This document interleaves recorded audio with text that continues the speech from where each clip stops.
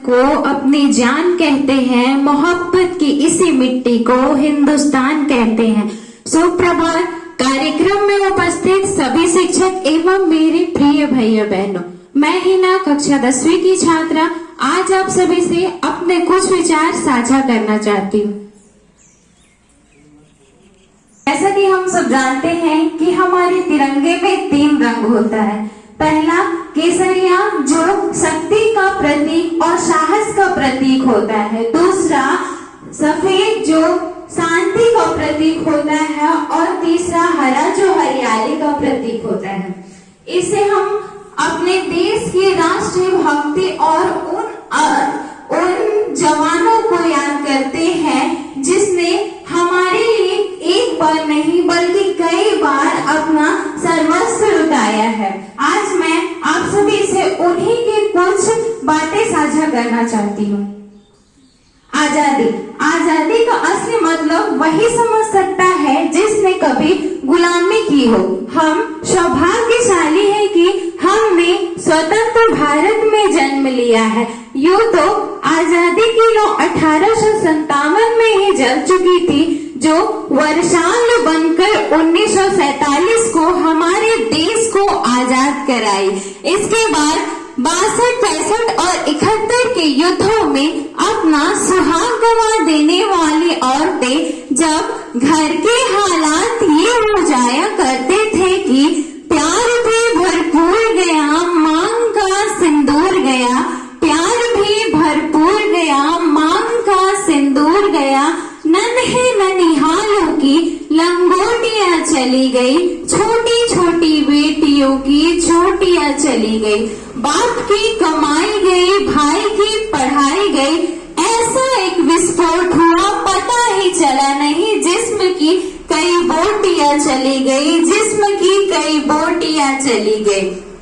और आपके लिए तो एक आदमी मरा होगा साहब, किंतु मेरे घर की तो रोटियां चली गई, मेरे घर की तो रोटियां चली गई वाले हालात पैदा होने के बाद भी एक माँ अपने बेटे को दुश्मनों की धज्जियां उड़ाने के लिए भेज दिया करती थी और उसे खत लिखाकर भेजा करती थी कि अम्मा ने खत लिखा है बड़े ही चाव से, अम्मा ने खत लिखा है बड़े ही चाव से, पुत्र मेरे ना घबराना, 1 इंच भी पीछे ना हटना, चाहे इंच इंच कट जाना, चाहे इंच इंच कट जाना।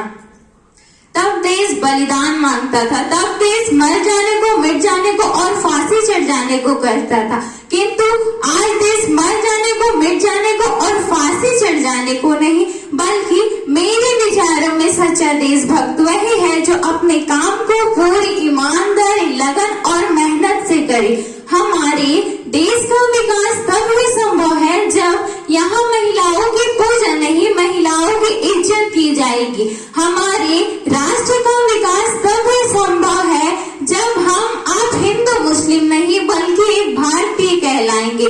हमारे राष्ट्र का विकास तब ही संभव है जब स्वच्छता अभियान में केवल सरकार का योगदान नहीं बल्कि हम नागरिकों का भी योगदान है।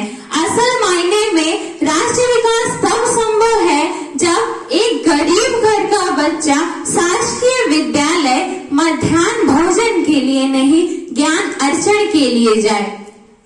मैं सैल्यूट करती हूँ उन जवानों को जो दिन रात हमारी रक्षा के लिए तैयार है। मैं सैल्यूट करती हूँ शिक्षक को, कर्मचारी को और किसान मजदूर को जो अपना काम पूरी ईमानदारी और मेहनत से करते हैं। मैं भारत की बेटी आज इस मंच में पूरी जिम्मेदारी के साथ यह कहना चाहती हूँ कि हमारे राष्ट्र का विकास तभी संभव है जब हम सब मिलकर कोशिश करें, क्योंकि हमारे देश का कर्तव्य नहीं है हमें आगे ले जाने का, बल्कि हमारा कर्तव्य है अपने देश को आगे ले जाने का।